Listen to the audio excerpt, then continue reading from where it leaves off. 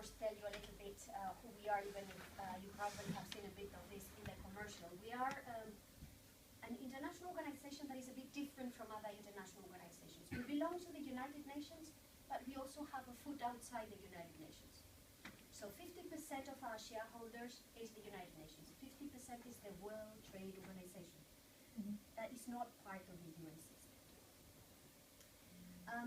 Because we belong to the World Trade Organization, we think trade is a good tool to lift people out of poverty.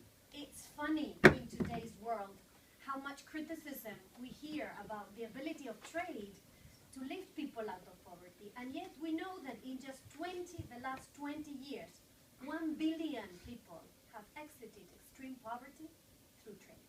So our WTO part, of the WTO part that we are, tells us that we can, and I stress can, because it doesn't automatically happen, use trade to reduce poverty, to reduce extreme poverty.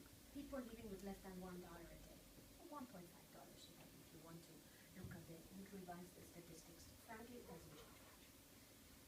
But our UN side tells us that we should be using trade to eradicate extreme poverty, to foster growth, and through growth to generate jobs, and through jobs help countries, individuals, societies develop.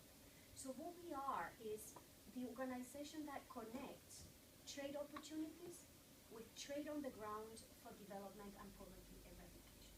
How do we do that? We essentially work there where the market is not providing answers. What you would learn in your studies, there where there is a market failure. And there are lots of market failures. What is a market failure? Well, a market failure is probably a community of 12,000 women with less than $1 a day that live in a slum in the outskirts of Nairobi. They are a huge, amazing labor force. They have great skills, but no company will go to a slum in the outskirts of Nairobi to use this labor force and embed it into the market.